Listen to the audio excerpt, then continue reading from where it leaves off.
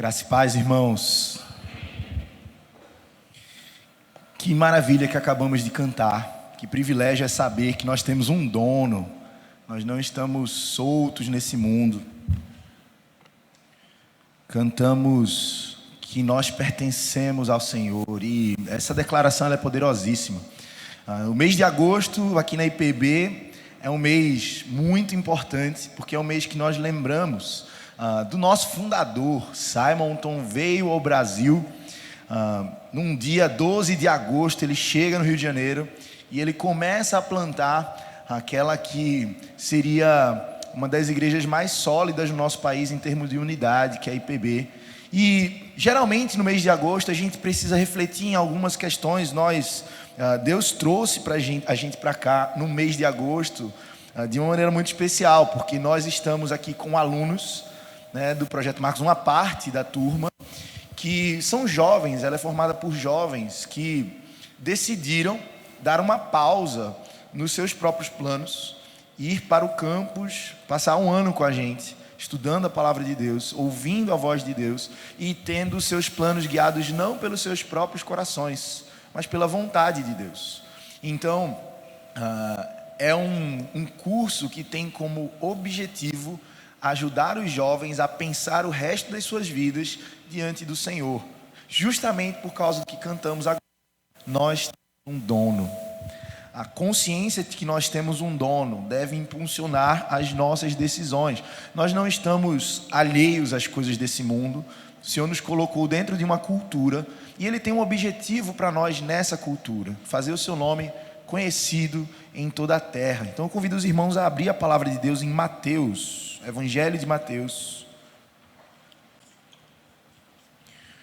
no capítulo 9. Nós vamos ler dos versos 35 até 38.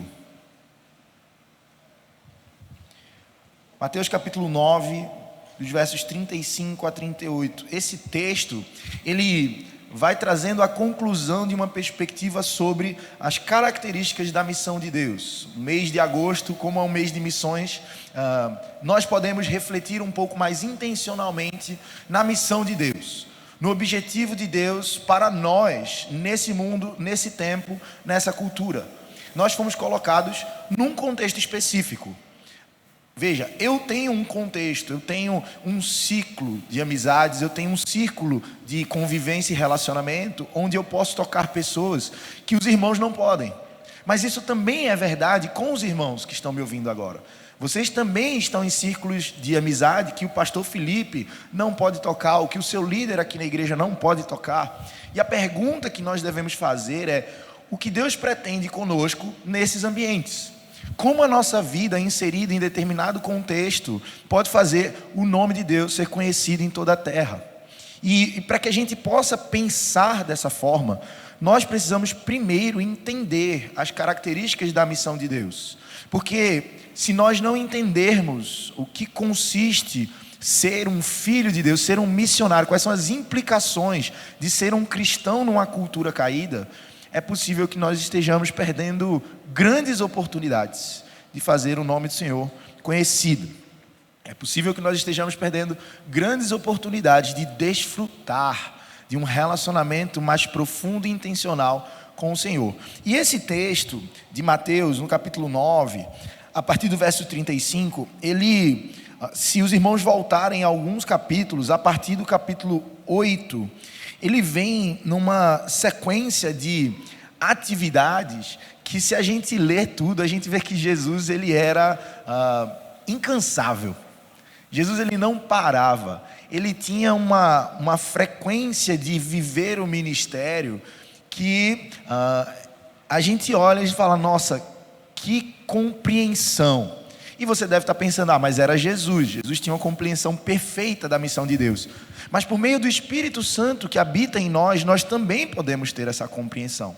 E o desafio é que nós possamos olhar essas características, e ao final desse texto nós entendemos que há um desafio para cada um. Há um desafio, e que nessa manhã nós sairemos daqui dando uma resposta. fatalmente nós iremos dar uma resposta nessa manhã a esse desafio lançado nesse texto. Acompanhe a leitura. Mateus capítulo 9, a partir do verso 35.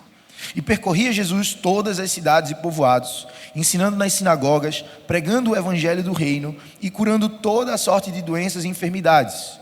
Vendo ele as multidões, compadeceu-se delas, porque estavam aflitas e exaustas, como ovelhas que não têm pastor. E então se dirigiu a seus discípulos: a seara, na verdade, é grande, mas os trabalhadores são poucos. Rogai, pois, ao Senhor da seara que mande trabalhadores para a sua seara. Vamos orar? Senhor Deus, muito obrigado pela tua palavra. Fala aos nossos corações nessa manhã, Deus, que nós possamos compreender o que o Senhor espera de nós. Em nome de Jesus, amém. Meus irmãos, esse texto bem breve, bem curto, ele traz para nós pelo menos 3 características da missão de Deus. E a primeira característica a gente vê precisamente no verso 35. Veja, Jesus ele ensinava, pregava e curava em todo lugar. Se nós voltamos um pouco para o capítulo 8, nós vamos ver que Jesus ele era um tipo de celebridade local. Onde ele chegava, as multidões se reuniam porque elas queriam ouvir Jesus. Jesus ele tinha sempre algo interessante para dizer, ou às vezes ele tinha milagres para fazer, ou às vezes você poderia ver algum embate entre Jesus e as autoridades religiosas. Mas certamente, quando as pessoas se encontravam com Jesus, não era um encontro normal. Jesus ele não era uma pessoa que passava despercebida. Ele tem multidões seguindo, ele cura o leproso, ele cura o servo do centurião, ele cura a sogra de Pedro, ele cura endemoniados, tudo isso no capítulo 8. No capítulo 9, ele tem aquela situação onde ele cura o paralítico, mas sem antes, não antes dos líderes religiosos censurarem Jesus, porque Jesus vira para ele e fala assim: perdoados estão os teus pecados. E aí os líderes religiosos: como assim? Como assim Jesus perdoa pecado? Quem que esse homem pensa que é para fazer isso? Aí Jesus vira para eles e fala assim: o que é mais fácil? Dizer perdoados estão os teus pecados? Ou levanta-te e anda? Para que saibais que o Filho do Homem tem poder para perdoar pecados. Então eu digo para esse homem, ele vira para o paralítico e fala: levanta e anda. E aquilo na frente de todo mundo. A gente vê que Jesus ele tinha uma frequência de missão que não tinha um lugar específico para acontecer. E essa é a primeira característica que nós vemos na missão de Deus. Essa missão, ela acontece em todo lugar. Veja, a missão de Deus não tem um palco específico. Por exemplo, a Igreja Presbiteriana do Farol vai fazer um evento de evangelismo. Então aquele é o lugar onde a missão de Deus vai acontecer. Veja, nós podemos criar eventos que têm como objetivo a evangelização. Esse fim de semana inteiro a gente fez eventos que tinham como objetivo proclamar o nome do Senhor. Na sexta nós fomos para a praça, ontem recebemos crianças, adolescentes, jovens. Existem possibilidades de eventos onde o evangelho vai ser pregado. Mas o que esse texto nos mostra é que a missão de Deus ela não é restrita a um ambiente. Deus nos chamou pela sua graça para sermos testemunhas aonde nós estivermos. O Senhor Jesus, ele não percorria as cidades procurando um lugar para então pregar o evangelho. Ele percorria as cidades e vizinhanças anunciando o evangelho. Por onde ele passava, a missão de Deus era conhecida. Veja só, nós vivemos numa cultura onde a verdade ela é empurrada para um âmbito privado. Você pode até ter a sua verdade, contanto que você não tente impor essa verdade para mim. Nós vivemos uma cultura que silencia a pregação do evangelho. Recentemente nós presenciamos as Olimpíadas e tantos atletas cristãos ali aproveitando as oportunidades para anunciar o seu Cristo, para anunciar aquele que tinha dado vida para eles, a despeito de uma série de proibições que eles tinham de fazê-lo. Nós precisamos entender que a missão ela não está circunscrita a um ambiente. Tem um texto que eu gosto muito, que está lá em Atos, no capítulo 17, quando o apóstolo Paulo ele está na praça, esperando. Ele está simplesmente esperando. Ele está esperando Silas chegar com uma série de provisões para que eles continuem a missão. E naquele momento que Paulo está esperando, o texto bíblico fala que o coração dele se revolvia em face da idolatria daquela cidade.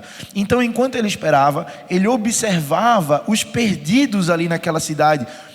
E diante daquela realidade, ele prega o evangelho. Ele começa a pregar. Veja, não era um evento programado, não era algo combinado. Ele simplesmente percebe a necessidade e ele entende que só o evangelho de Cristo Jesus pode suprir aquela falta. Meus irmãos, a compreensão de que a missão de Deus acontece em todo lugar, ela passa pela compreensão de que só o evangelho pode resolver os problemas das pessoas. Nós vivemos em épocas de teologia social, onde você acha que o problema das pessoas pode ser uma questão de desigualdade social. Se nós entendermos que o problema principal das pessoas é um problema de desigualdade social, nós vamos usar todos os nossos esforços, todos os nossos recursos em acabar com essa desigualdade. Então nós vamos ser militantes da causa social.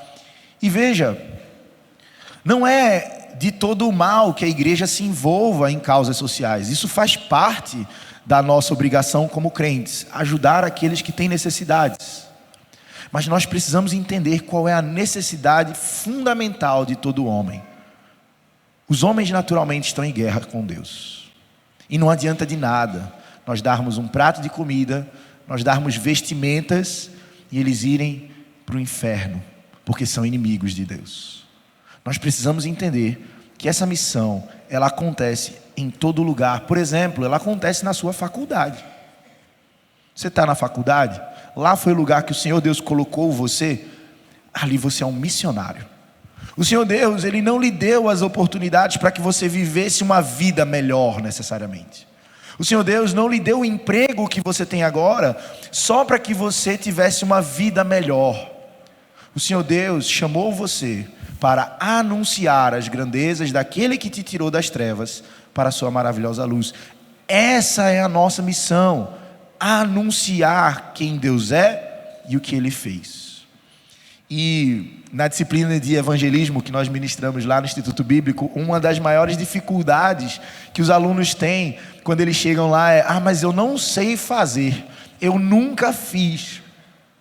E eu ouso dizer que esse muitas vezes é o argumento que muitos de nós usamos para não fazer. Eu não sei como evangelizar. E a palavra de Deus, ela nos dá algumas orientações muito simples. Fale o que Deus fez na sua vida. Você é salvo, meu irmão. Você faz parte do povo de Deus. Então fale do seu Senhor. A gente estava vendo ontem na mesa, tem uma missionária nossa que torce para o Náutico. E o Náutico, assim, se você conhece um pouco do futebol de Pernambuco, eu não preciso nem falar nada, é o Náutico. Mas ela torce, está lá. Ela fala, veste camisa, fala. Eu acho que nós, crentes, devemos entender o evangelho para além de um torcedor de time de futebol. Veja, seu time pode estar na pior situação do campeonato que for. Você fala com raiva, triste, frustrado, mas você fala: eu torço para esse time. Você sai falando quando o time ganha. Veja, nós gastamos muito das nossas energias defendendo um time de futebol, às vezes defendendo um político. O que nós estamos fazendo em nome do nosso Senhor que nos deu vida e vida abundante? Nós não podemos entender a missão como sendo circunscrita a um lugar, a um culto de jovens, a um culto evangelístico, a uma cruzada evangelística. Charles Spurgeon, o príncipe dos pregadores, ele declara que todo cristão ou é um missionário ou é um impostor. Nós precisamos entender que a missão, ela acontece aonde nós estamos. E a primeira pergunta que eu queria que os irmãos refletissem é: como nós temos vivido no nosso ambiente de trabalho? Na nossa casa, às vezes só você é crente na sua casa.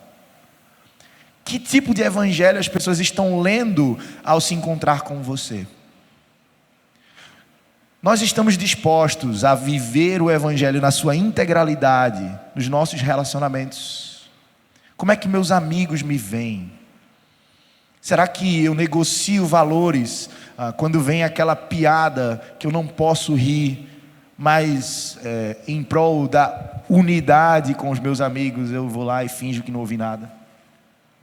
O Evangelho exige de nós que nós nos posicionemos, e isso acontece em todo lugar. A primeira característica, ela é muito clara. Nós precisamos viver o Evangelho integralmente, em todos os ambientes que o Senhor nos proporcionar. E no verso 36, nós vemos uma segunda característica. Olha o que diz o texto. Vendo ele, o Senhor Jesus, as multidões, compadeceu-se delas, porque estavam aflitas e exaustas, como ovelhas que não têm pastor.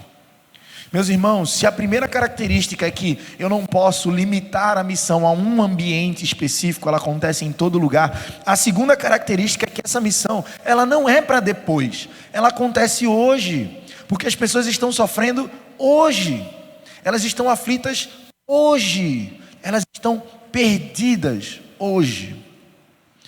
Se nós olharmos a cultura de maneira superficial, nós podemos pensar, nossa, que tempo difícil para se viver o Evangelho.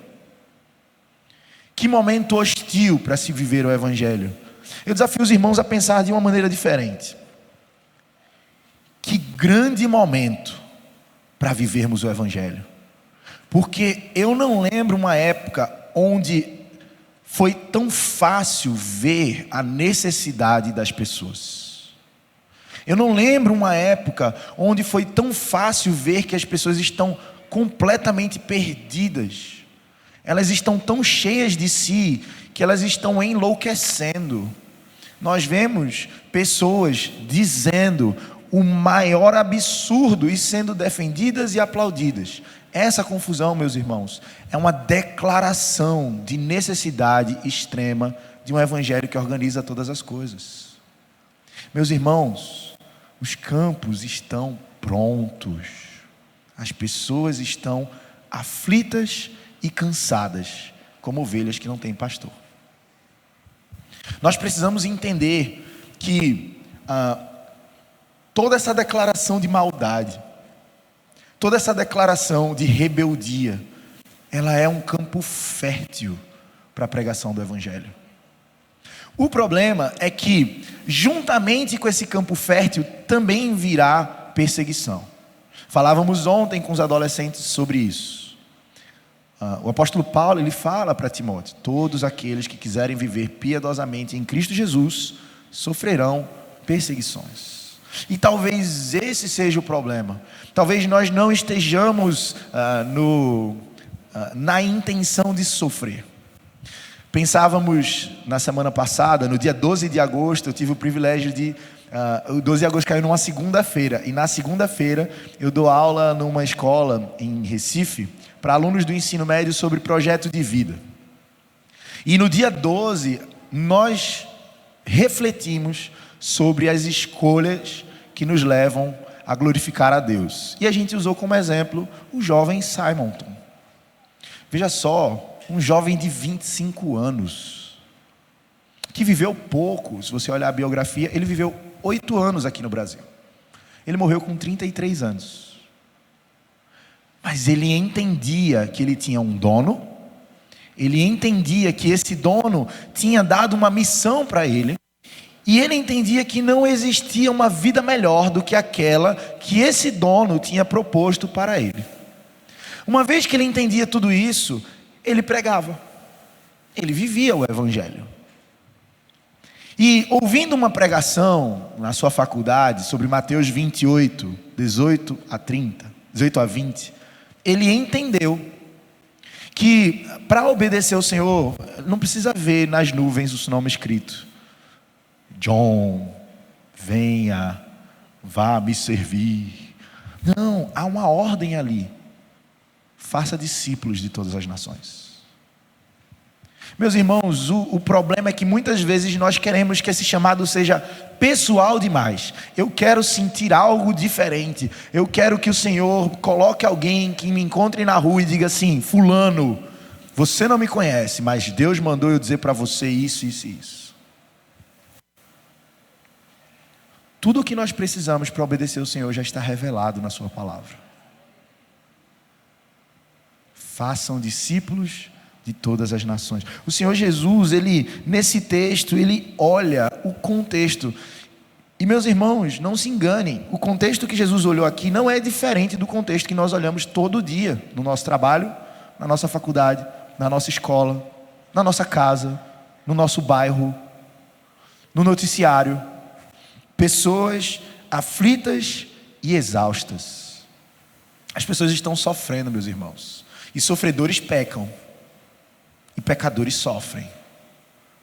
E só o Evangelho para quebrar esse ciclo vicioso.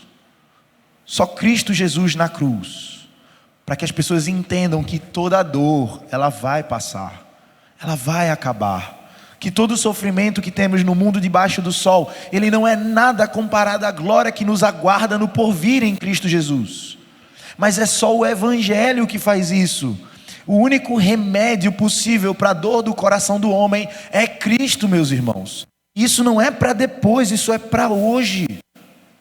Nós precisamos entender isso. As multidões, elas estão cansadas hoje. E a terceira característica dessa missão nós encontramos no verso 37. Então veja, a primeira característica é que essa missão ela acontece em todo lugar. A segunda é que ela é para hoje. Hoje as pessoas estão sofrendo. E a terceira característica é que poucas pessoas se envolvem. Poucas pessoas se envolvem. Olha o que o Senhor Jesus fala no verso 37. Então, depois de ver a multidão, ele se dirige aos seus discípulos. Veja só, Jesus ele está olhando uma multidão aflita e cansada. E depois de constatar aquilo que está claro, que está óbvio, ele vira para os seus discípulos. É como se depois de expor todo esse contexto, agora o Senhor Jesus fala para nós. A seara, na verdade, é grande, mas os trabalhadores são poucos. A seara é grande, tem muita coisa para fazer. Tem muita coisa para fazer. Eu lembro que alguns anos atrás eu dei um grupo de interesse na temporada de acampamento falando sobre serviço na igreja. E eu falava para os jovens que estavam lá no acampamento, eu disse, olha, você quer servir na igreja? Chegue para o seu líder na igreja e fala assim, ó, eu quero trabalhar. Certamente ele já tem uma lista de coisa no bolso, que assim que você falar, ele vai puxar a lista aqui, ó. E tem tanta coisa para fazer. Ah não, mas na minha igreja não tem. Tem. Se não tem para fazer no que já tem de ministério, certamente tem uma lista de outros ministérios que ninguém faz porque não tem gente. Meus irmãos, é muito trabalho. A seara é grande demais. Quando a gente lê esse contexto, a gente vê que Jesus, ele vai e ele fala com tanta gente. E sempre a gente enxerga esse contexto. É uma multidão que observa, Jesus está andando e tem sempre uma galera com ele. Uma multidão que observa. Tem sempre aquele grupo que critica. Isso aqui podia ser uma fatia da igreja. Tem uma multidão que observa, tem um grupo que critica e tem uns poucos que fazem. O evangelista Moody, ele fala que o mundo ainda está para ver o que Deus pode fazer com o homem totalmente entregue nas suas mãos. Quando eu olho um auditório cheio como esse, eu fico pensando, como nós não poderíamos impactar essa cidade se todos nós decidíssemos nos envolver com a seara? Meus irmãos, 12 homens fizeram com que o Evangelho da Graça chegasse até nós, aqui em Maceió, lá na Palestina. Esses homens não eram diferentes de mim e de você. Porque o mesmo Espírito que motivava esses homens, que capacitava esses homens, que dava coragem para que eles enfrentassem o sistema da época, é o mesmo Espírito que está em nós hoje. Tem um texto em Atos que Pedro e João, eles são presos. E eles são presos pelas mesmas pessoas que prenderam Jesus alguns dias antes. Lembra? Jesus foi preso, Pedro ficou com medo, negou Jesus. Essas mesmas pessoas que prenderam Jesus, forjaram um julgamento e levaram Jesus à morte, prenderam agora Pedro e João. E eles fizeram isso na intenção de calar aqueles homens. E dentro daquela perspectiva, eu fico imaginando, é agora, Pedro, agora é a hora, viu? E aqueles homens prendem, batem neles e falam, agora vocês podem parar de falar dessa mensagem. E a resposta de Pedro, ela é fantástica. Ele fala assim, nós não podemos deixar de falar do que vimos e ouvimos. Meus irmãos, a diferença entre o Pedro que ficou com medo e negou Jesus e aquele Pedro que foi preso e confessou diante dos homens que importa primeiro obedecer a Deus, é que ele sabia em quem ele cria.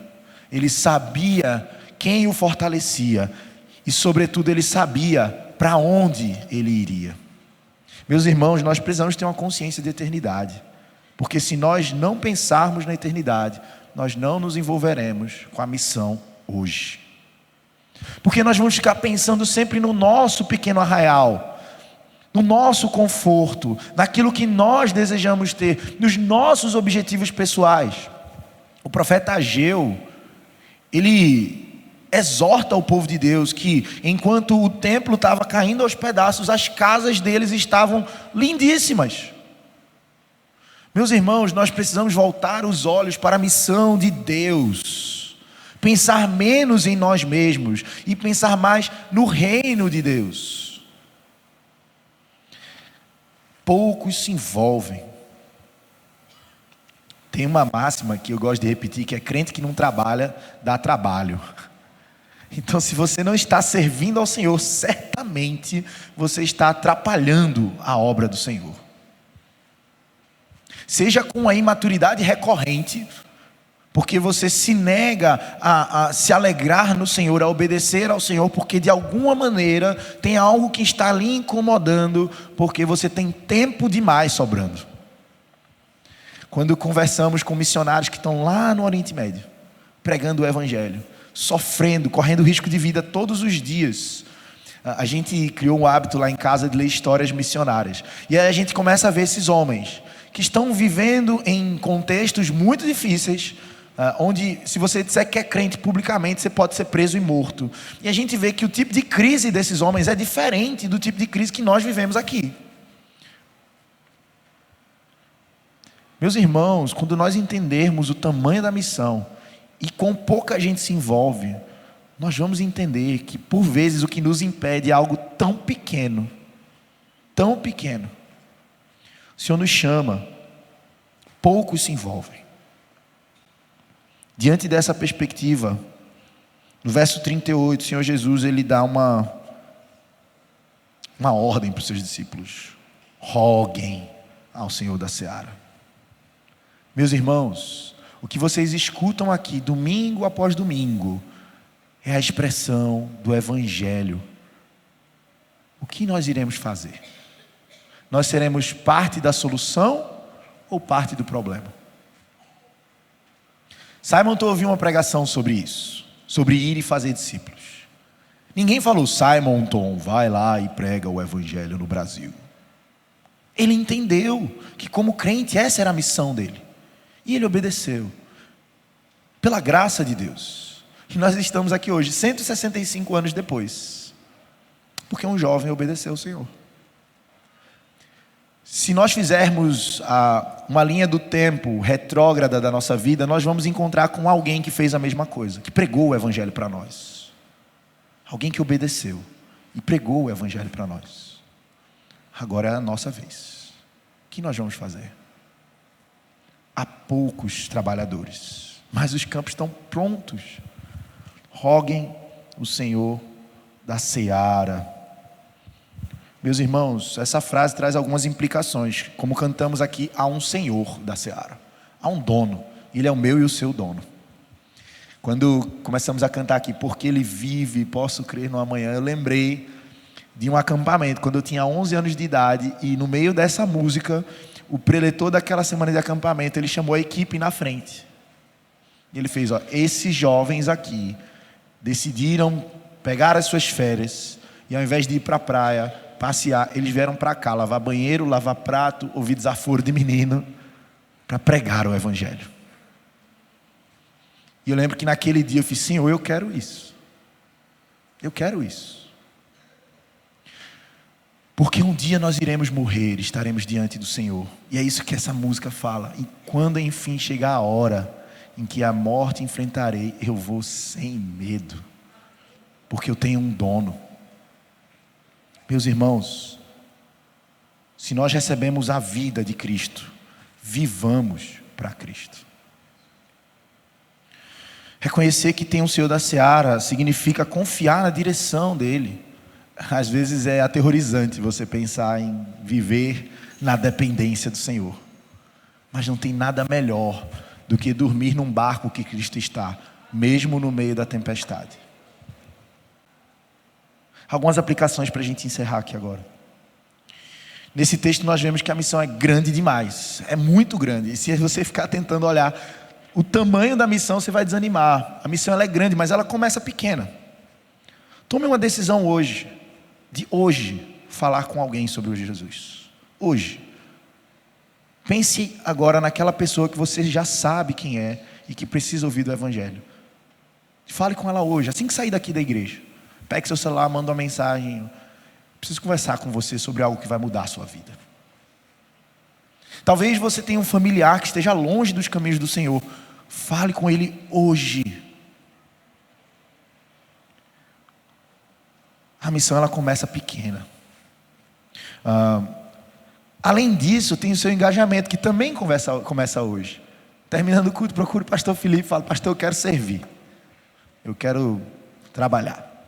Cansei de ficar sentado, agora eu quero servir. O que é que eu posso fazer? E meu irmão, certamente você vai perceber que tem tanta coisa para fazer no corpo de Cristo.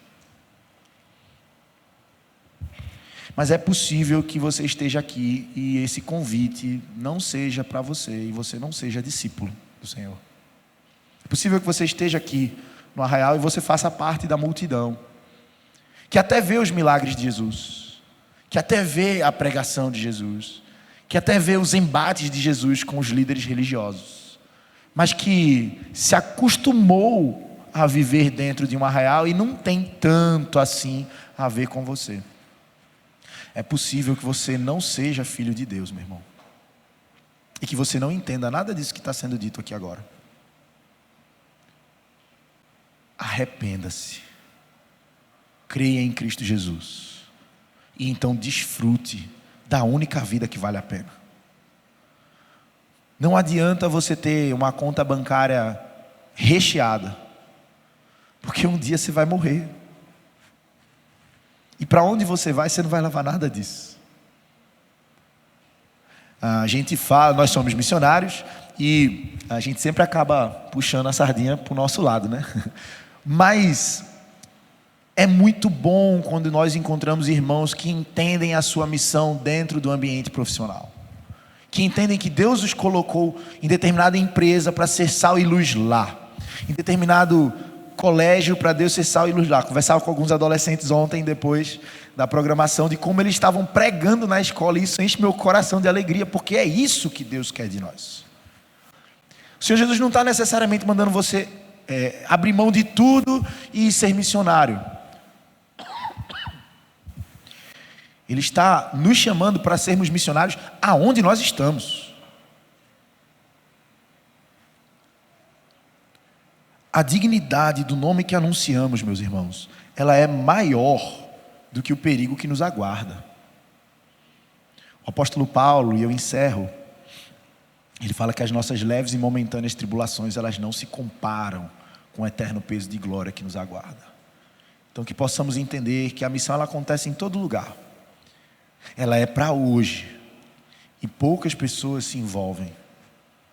Que nós possamos rogar ao Senhor da Seara, dizendo primeiro: Senhor, eu estou aqui, me envia, eu quero ir, eu quero fazer. Não vire para o irmão e diga assim: ó irmão, o senhor não quer ir não? Vire para o irmão e diga assim: vamos juntos, vamos servir juntos. E que o Senhor aplique essa palavra aos nossos corações nessa manhã. Vamos orar mais uma vez? Senhor Deus, muito obrigado pela Tua palavra. Muito obrigado pela exortação que o Senhor traz aos nossos corações nessa manhã. Muito obrigado, Senhor, porque para além de uma ordem vazia, o Senhor nos dá uma direção. E juntamente com essa direção, o Senhor nos dá tudo o que precisamos para cumprir essa ordem, Deus. Obrigado porque o Senhor não nos deixa sós. Obrigado porque o Senhor nos lembra o que temos que falar. O Senhor conduz os nossos corações e o Senhor nos conforta no meio da dor e da tristeza. Que possamos lembrar que não estamos abandonados nesse mundo, temos um dono. Muito obrigado pela tua graça. Em nome de Jesus. Amém.